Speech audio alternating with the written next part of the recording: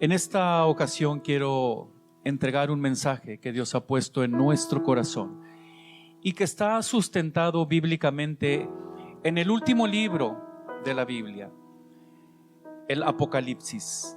Le invito a que tome la palabra escrita y me acompañe en Apocalipsis capítulo 2, versos 8 al 11.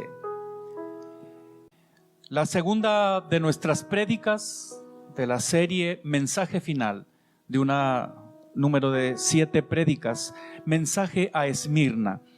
Dice la palabra del Señor, Apocalipsis capítulo 2, versos 8 al 11. Y escribe al ángel de la iglesia en Esmirna, el primero y el postrero, el que estuvo muerto y vivió, dice esto: yo conozco tus obras y tu tribulación y tu pobreza, pero tú eres rico. Y la blasfemia de los que se dicen ser judíos y no lo son, sino sinagoga de Satanás. No temas en nada lo que vas a padecer. He aquí, el diablo echará a algunos de vosotros en la cárcel para que seáis probados y tendréis tribulación por 10 días. Sé fiel hasta la muerte y yo te daré la corona de la vida. El que tiene oído, oiga lo que el Espíritu dice a las iglesias. Al que venciere, no sufrirá daño de la segunda muerte. Amén. Como ya vimos en la primer prédica, cuando se escribe a la iglesia que está en Éfeso, una ciudad metrópoli, una ciudad importante en aquel entonces, se escribe a una iglesia que está atravesando ciertas dificultades, pero que está poniendo todo su esfuerzo, todo su empeño, todo su trabajo, muchas obras para el Señor, para elevar el nombre del Señor en alto, pero es una iglesia que perdió su primer amor. Y ahora aparece en segundo término el mensaje a la iglesia de Esmirna. Éfeso representa la primera iglesia, la iglesia primitiva, en donde se estaba entregando el mayor esfuerzo para la causa de Cristo. Tuvo esa o tiene esa área de oportunidad si lo aplicamos a nuestros días. Ellos lo tuvieron de volver a su primer amor. Es la iglesia que está representada en el primer siglo después de Cristo, puesto que las 7 iglesias nos indican también 7 periodos por los cuales atravesará la misma o ha atravesado y continúa. Diríamos entonces que Esmirna, considerada así la iglesia perseguida, en los siguientes 2 siglos, el siglo segundo y siglo tercero después de Cristo. Es una iglesia que enfrenta 10 persecuciones registradas por la historia. De hecho, aquí se presenta con una sorprendente situación profética, porque le dice que pasarán 10 años, tendréis tribulación por 10 años. El asunto es que históricamente ha pasado o pasó en ese tiempo por 10 periodos de tribulación esta iglesia. La iglesia perseguida, considerada en el segundo siglo, segundo y tercer siglo. Así es que históricamente esa es la representación. Este mensaje entonces es dirigido a creyentes que están pasando por pruebas, por situaciones difíciles debido a su fe, y que quizás por ello ven un futuro con cierta incertidumbre. Tienen una perspectiva futura de lo que, una inseguridad quizás de lo que puedan venir a ellos. Este mensaje es para ese tipo de creyentes, que puede haber cierto temor también para transitar hacia el futuro. Pero también es para aquellos creyentes que no se han entregado lo suficiente a la causa de Cristo. Así es que en ambas direcciones este mensaje es para ti, es para mí. Es un mensaje de aliento y consuelo para que nosotros caminemos sin temor hacia el futuro.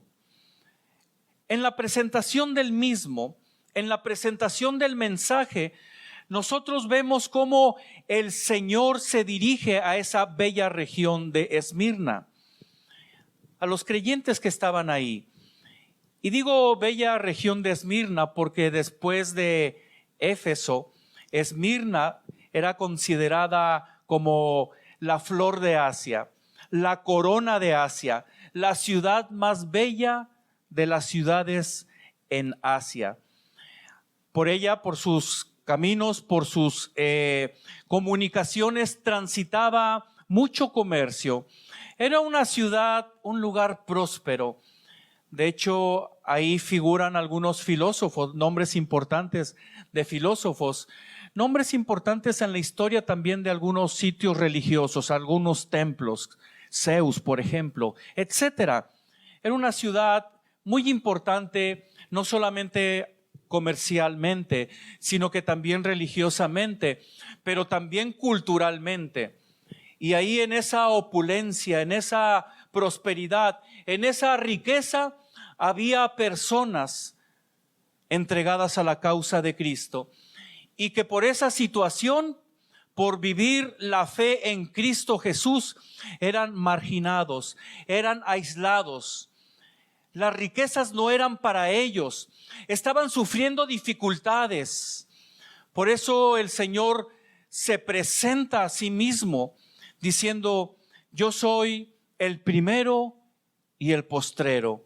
Yo estoy en el principio de tu situación y en el final también, en el futuro de tu situación. El Señor se presenta también como el que estuvo muerto, pero ahora vive. Qué maravilloso consuelo. Como Jesús diciendo: yo todo eso ya lo pasé. Por experiencia propia, yo sé lo que significa ser perseguido. Yo sé lo que se siente vivir en situación marginada, en una situación donde se te aísla por buscar al Padre. El Señor se presenta de esa manera. La fe de ellos les ha hecho que esta imponente sociedad los aísle. Sufren de escasez, no cuentan con lo suficiente para vivir.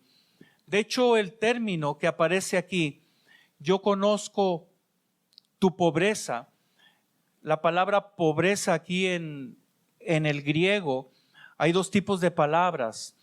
Aquí se está usando un segundo tipo, no el tipo de palabra que indica la pobreza que tiene como quiera un sustento para vivir al día. De esa pobreza no está hablando. La palabra griega que sucede aquí es de una pobreza total, que ni siquiera tiene para vivir al día.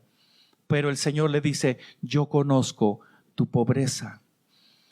Y Él mismo se presenta como el Todopoderoso, como el que ha sufrido también esta situación. Mateo capítulo 8, verso 20. Antes de decir este versículo, quiero hacer una aclaración. Este tipo de mensajes aturde un poco a aquellas personas que predican y que enseñan la teología de la prosperidad. Aquellos que creen que solamente el evangelio es para las personas que están en opulencia. Este mensaje es muy claro, es un mensaje a la iglesia que está atravesando por estas dificultades. Mejor ejemplo no hay más que aquella persona que sabe qué es lo que se siente y que es el que está dirigiendo la carta. Evangelio según San Mateo, capítulo 8, verso 20, dice: Jesús le dijo: las zorras tienen guaridas y las aves del cielo nidos, mas el Hijo del Hombre no tiene dónde recostar su cabeza. Por eso se presenta como el que estuvo muerto, pero ahora tiene la victoria. Ahora Él vive, como diciéndoles: no se preocupen, ustedes van a salir de esta. Yo soy su máximo ejemplo. Gloria a Dios. Él sabe lo que significa sufrir hasta la muerte por la causa divina. Él sabe el final, por eso se presenta como el primero y el último. todo está bajo su dominio. La iglesia continúa bajo el dominio del Señor Jesucristo. El Señor hace una clara referencia al escenario que ellos viven en el presente. Yo conozco tus obras y tu tribulación y tu pobreza. Note usted esa referencia. Con especial ternura les dice que conoce profundamente su presente sufrimiento. Si alguien que está recibiendo esta transmisión y forma parte de la iglesia del Señor Jesucristo, el Señor conoce perfectamente tu sufrimiento. Los económicamente pobres tienen de su parte un socio que les comprende. Por eso digo que este mensaje es odiado, es rechazado por aquellos que proclaman la falsa teología de la prosperidad. Santiago capítulo 2, verso 5 dice: hermanos míos amados, ¿no ha elegido Dios a los pobres de este mundo para que sean ricos en fe y herederos del reino que ha prometido a los que le aman? Jesús les recuerda a ellos que aunque son pobres económicamente hablando, ellos son espiritualmente ricos. Aunque su apariencia esté hundida en la escasez económica, ellos son ricos en la fe. Este principio también aplica de manera inversa. Es decir, hay personas que pudieran ser ricos económicamente, pero pobres, con profunda escasez en su fe, con profunda necesidad espiritual. Aplica en ambos sentidos este principio. Si estuvieras en este tipo de opciones, estas dos opciones, por cierto, ¿qué preferirías? ¿Ser pobre económicamente hablando, materialmente hablando, pero rico espiritualmente? O la otra opción, ser rico materialmente, económicamente, pero pobre espiritualmente. No quiero poner esa otra opción que algunos pudieran pensar, ser rico materialmente y también espiritualmente. Solamente quiero poner estas dos alternativas. ¿Qué prefieres? La respuesta estará dada en base a la riqueza espiritual que tengas en tu corazón, no en base a lo que tú quieras, sino en base a lo que realmente estás trabajando en este presente que te está preparando para la manera en cómo enfrentarás el futuro. Así es que si hay una necesidad de corrección en nuestro espíritu, nosotros debemos siempre preferir la riqueza espiritual sobre todas las cosas. El Señor les hace ver que su presente les va a ayudar entonces a enfrentar su futuro. Y es que siempre pasa eso. Hay personas que quieren esperarse hasta que lleguen las situaciones difíciles en su futuro. No se preparan en el presente y el futuro viene y les toma por sorpresa. Y eso no es lo correcto, no es el lineamiento bíblico. De acuerdo a cómo tú estás viviendo tu presente, es como vas a enfrentar realmente tu futuro. Por eso el Señor les dice que conoce sus obras, es decir, que conoce el servicio que se le está entregando a Jesucristo. Él sabe el servicio que está recibiendo por parte de los creyentes que están en Esmirna. Yo conozco tus obras. Dios sabe tu presente.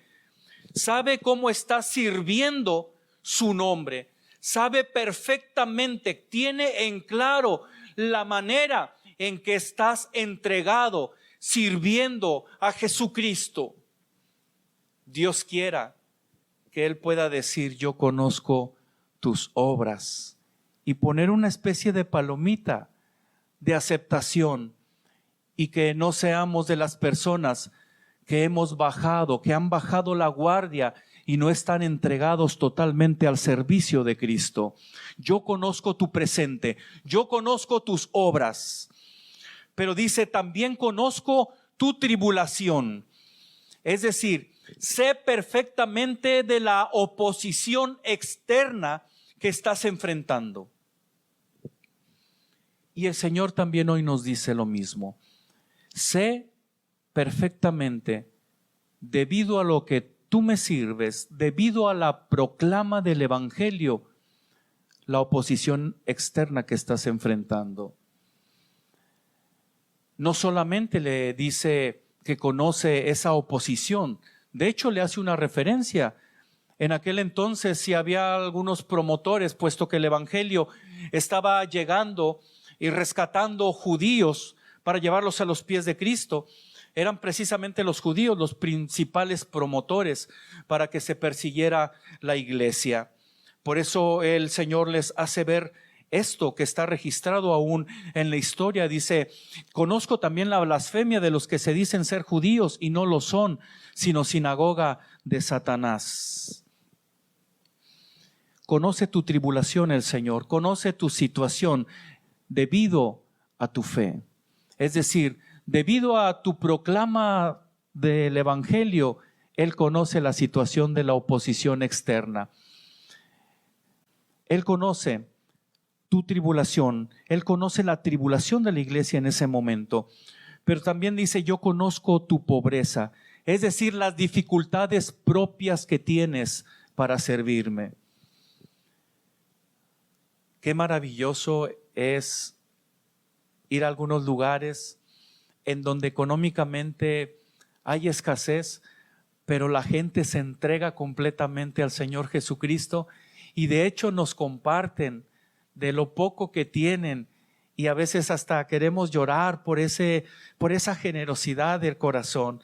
Decimos, quizás haya escasez económica, pero qué riqueza espiritual hay en sus vidas. Aleluya. Yo conozco tu pobreza, le dice el Señor a la iglesia que está en Esmirna. Yo sé de tus dificultades propias para servirme. A lo mejor lo tuyo no es quizás realmente pobreza, pero tienes otras dificultades. Pero tú, al igual que ellos, te sobrepones para servir al Señor Jesucristo. Les aclara que será su riqueza espiritual, porque les dice, yo conozco tu pobreza, pero les dice, pero tú eres rico. Les aclara que esa riqueza espiritual es la que los sostiene y es la que les va a sostener en lo que viene adelante. De hecho, les advierte que se intensificará la oposición externa. Les dice, habrá cárcel, habrá persecución para ustedes. De hecho, Esmirna significa mirra. Proviene de esa palabra.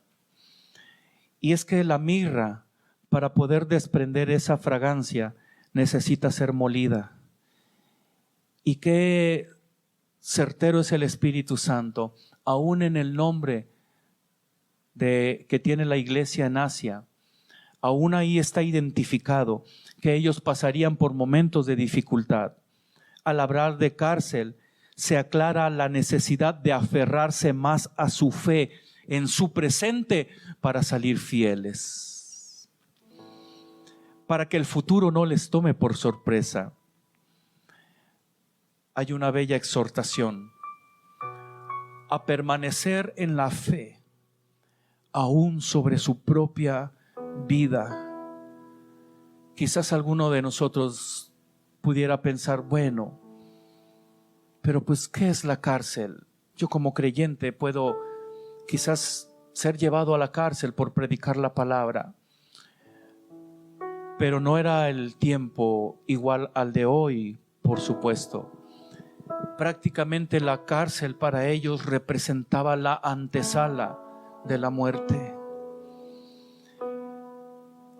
Están registrados que muchos de ellos fueron llevados al Coliseo Romano, principalmente en los tiempos de las competencias atléticas.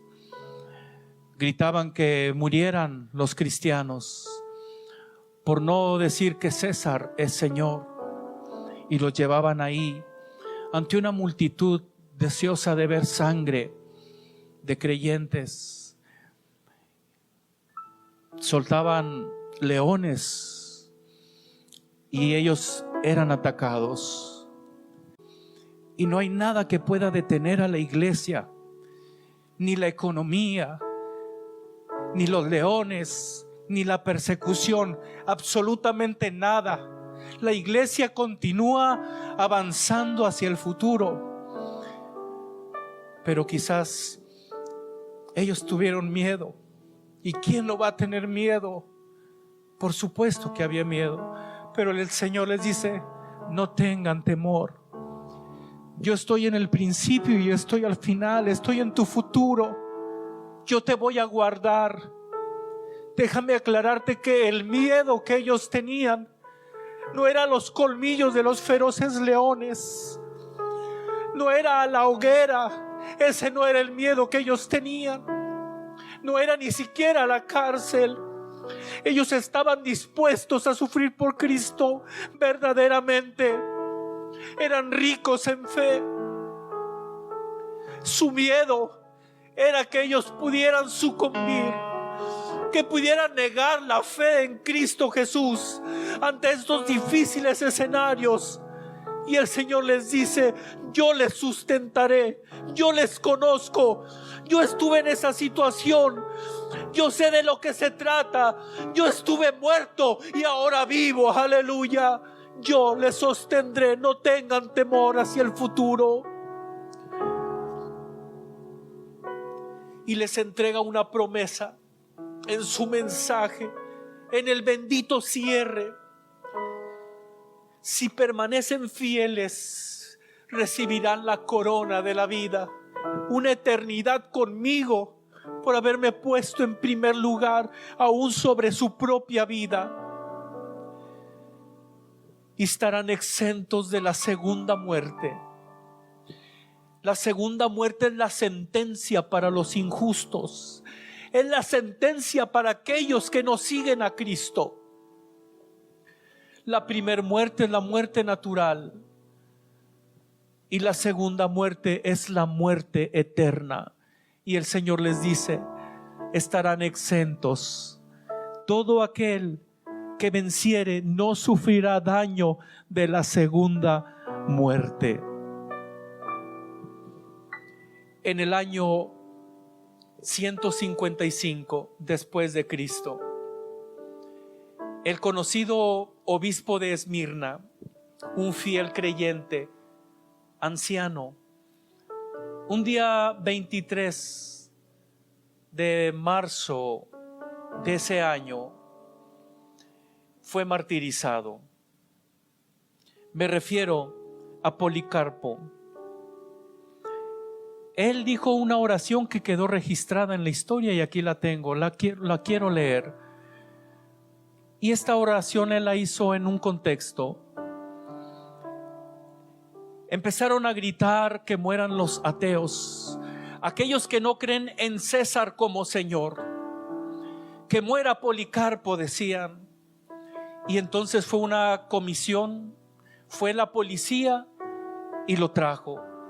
Cuando llegó ahí la policía al sitio donde él estaba, él no huyó, aunque podía huir, pero él había recibido un sueño de la forma en cómo iba a glorificar al Señor Jesús con su muerte. Un hombre de oración, un hombre entregado al servicio de Jesús. Llegó la policía y él les ofreció de comer. Incluso les dice: tomen todo lo que ustedes quieran, pero por favor solo permítanme una hora más para orar. Cuando era trasladado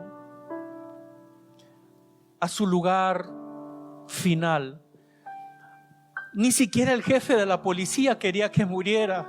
Le era difícil ver morir una persona así, un hombre santo, un hombre que no había hecho nada, que no era ninguna persona mala.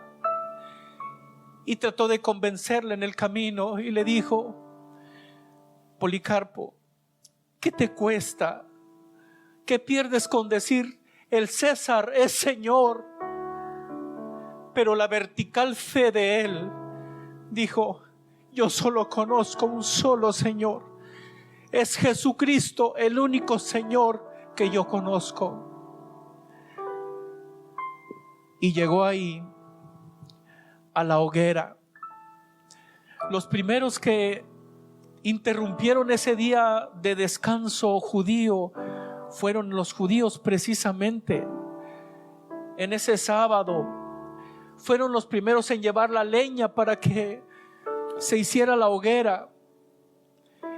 Y cuando lo pusieron ahí, el procónsul finalmente le dijo: Policarpo, tienes dos opciones: decir o maldecir a Cristo y decir que César es Señor y salvar tu vida. La otra será muerte para ti. Y es cuando se escribe, se documenta aquella frase: 86 años tengo sirviendo a Jesús, y en todo este tiempo Él no me ha hecho nada malo. ¿Cómo he de hablar en contra de Él, mi Salvador? En ese momento prendieron fuego, y previo a ello hizo esta oración: Señor Dios Todopoderoso, Padre de tu amado y bendito Hijo Jesucristo, por medio de quien hemos recibido pleno conocimiento de ti, Dios de los ángeles y poderes y de toda la creación y de toda la familia de los rectos que viven ante ti. Yo te bendigo por concederme este día y hora el poder participar entre el número de los mártires del cáliz de tu Cristo, por la resurrección a vida eterna, tanto de cuerpo como de alma, en la inmortalidad del Espíritu Santo. Sea yo recibido hoy entre ellos delante de ti como sacrificio rico y aceptable, como tú, el Dios de verdad y sin engaño, has preparado de antemano y mostrado y cumplido. Por esta razón yo también te alabo por todas las cosas, te bendigo, te glorifico, mediante el sumo sacerdote eterno y celestial Jesucristo, tu amado Hijo, mediante quien sea dada gloria a ti, con Él y en el Espíritu Santo, tanto ahora como por todas las edades que están por venir. Amén. Cerró su oración y las llamas se elevaron sobre su cuerpo. Y hasta aquí la historia es escueta, digámoslo así, porque lo que vino a continuación dejó asombrada a la sociedad de aquel entonces. Se registra que las llamas hicieron una especie de espacio, como una burbuja, alrededor de su cuerpo, sin tocarlo. Y después de un momento, un verdugo tuvo que atravesar su cuerpo con una lanza para matarlo. Lo que no lograron hacer las llamas, tuvo que hacerlo un verdugo. Y ellos triunfaron en su fe, una fe que está dispuesta al todo por el todo, una fe rica en Cristo Jesús. Vencieron, y el mensaje a la iglesia de Esmirna se hizo efectivo en sus vidas. Aleluya.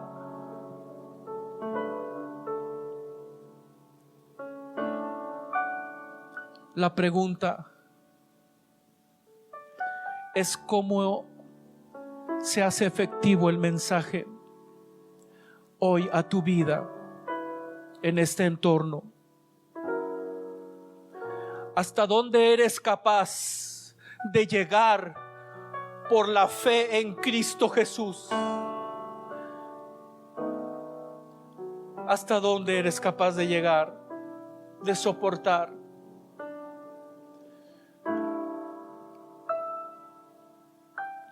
La respuesta la dará tu riqueza espiritual.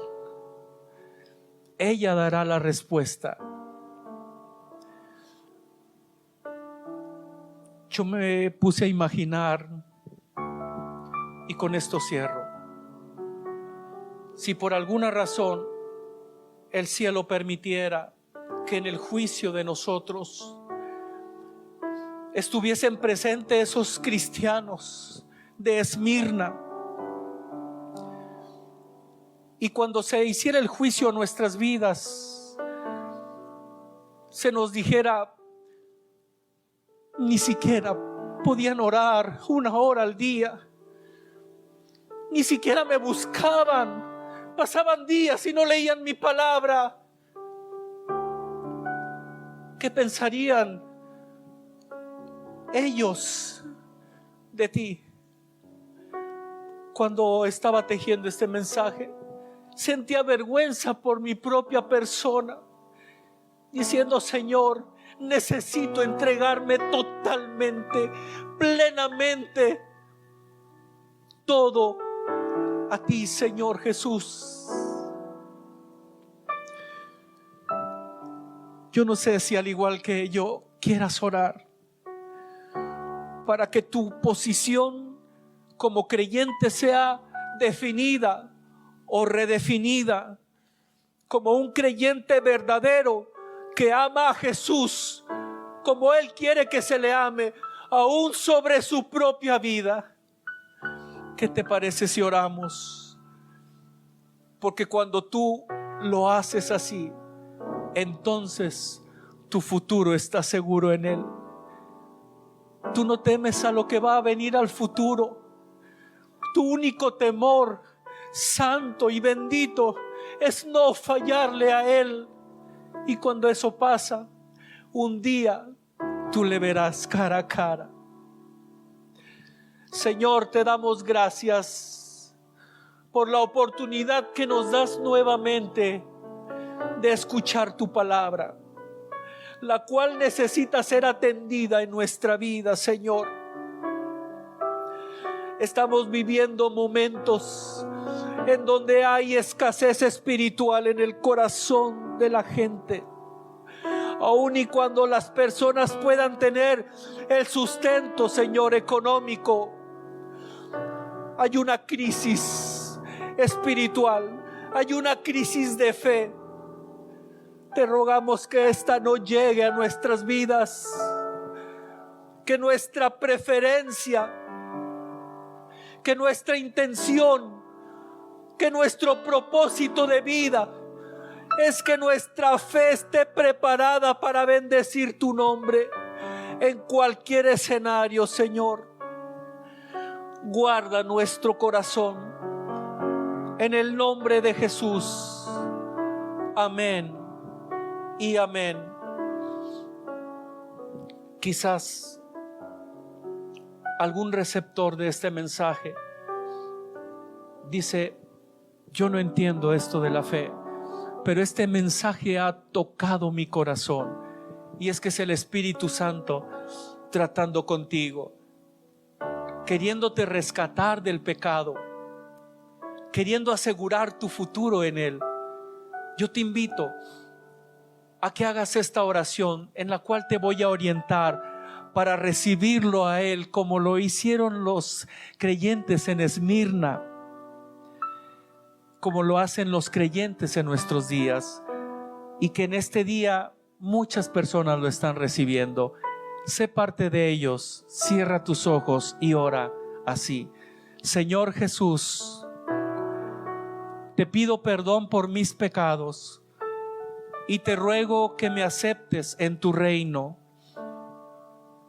Te entrego mi corazón y mi vida, y te ruego que me ayudes a crecer en ti hasta un día estar contigo por la eternidad.